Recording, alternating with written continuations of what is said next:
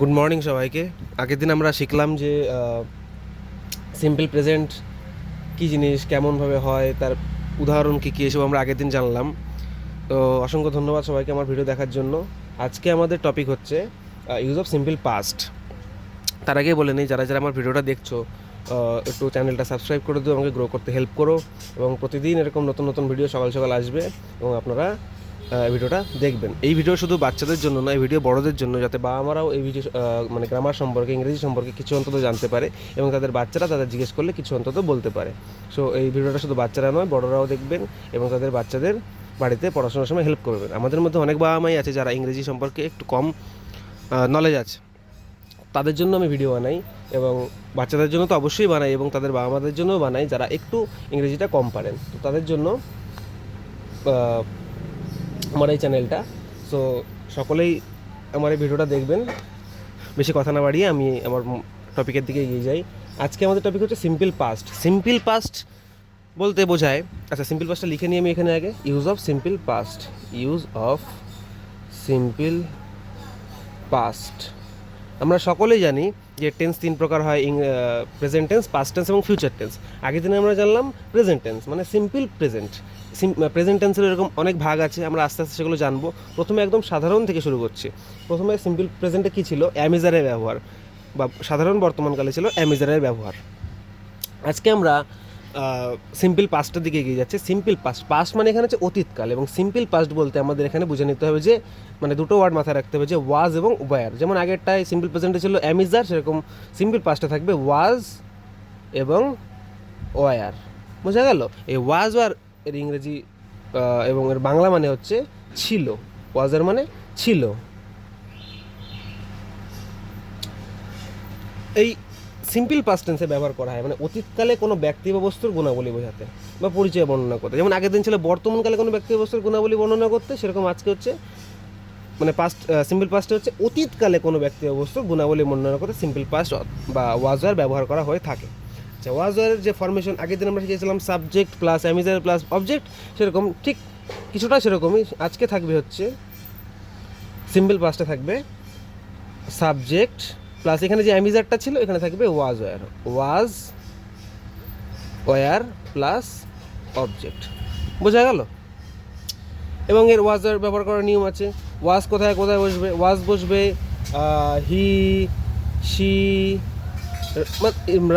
রাম বা যে কোনো সিঙ্গুলার নাম্বারের পরে ওয়াজ বসবে। সিঙ্গুলার নাম্বার হচ্ছে এক বচন, কোনো কিছু, একটা মানুষ, একটা জিনিস, একটা বস্তু, একটা লাঠি, একটা খাট, একটা টেবিল, ঠিক আছে, এরকম একটা যে কোনো একটা বস্তুর পরে ওয়াজ বসবে। ওয়ার কোথায় কোথায় বসবে? ঠিক তার উল্টোটা, ওয়ার বসবে হচ্ছে মানে ওয়ারের কিছু নিয়ম থাকবে, ইউ, উই, দে, এবং যে কোনো বহু বচনের পরে বা প্লুরাল নাম্বার, প্লুরাল বা বহু বচনের পরে ওয়ার বসবে। বোঝা গেল? আচ্ছা, ওয়াজ আমরা বুঝলাম। এবার আমরা শিখবো নেগেটিভ সেন্টেন্স। নেগেটিভ সেন্টেন্স না বাচক বাক্য, নেগেটিভ সেন্টেন্স।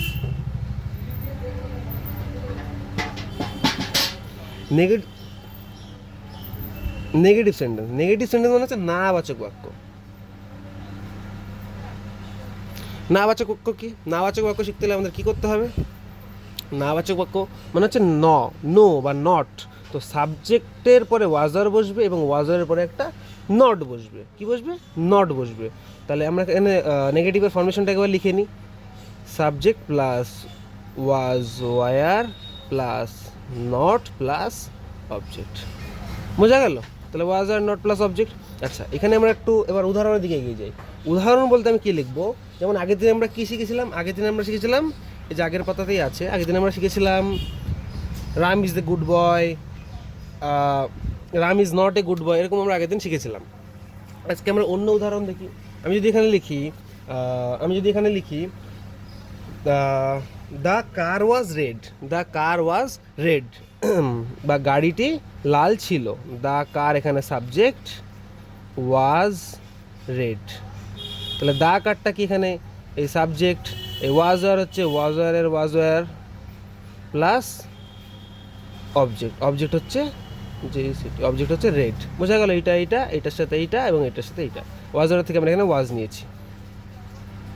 এবার আমি যদি লিখি গাড়িটি লাল ছিল না, তাহলে আমরা কি লিখবো? দ্য কার, এই ওয়াজ ওয়ারের ওয়াজ এবং এই নটটা এখানে আসবে। কি আসবে? এই নটটা, এই যে নেগেটিভ সেন্টেন্সের নট এখানে চলে আসবে। ওয়াজ plus not, the car was not red. বোঝা গেল? তাহলে the car was not red. আচ্ছা, এরপরে আমরা চলে যাই অন্য একটা এক্সাম্পলের দিকে। আমি যদি লিখি ওয়্যার দিয়ে একটা বলে দেখি, আমি যদি লিখি উই ওয়্যার দেয়ার, আমরা সেখানে ছিলাম। উই ওয়্যার দেয়ার, এর বাংলা মানে হচ্ছে আমরা সেখানে, সেখানে দেয়ার মানে সেখানে, ওয়্যার মানে ছিলাম। তাহলে আমরা যদি এখানে লিখি নেগেটিভ করে দেখি, তাহলে we were not, we were not there. বোঝা গেল? তাহলে ওয়াজের আমরা জিনিসটা ভালো করে শিখে নিলাম।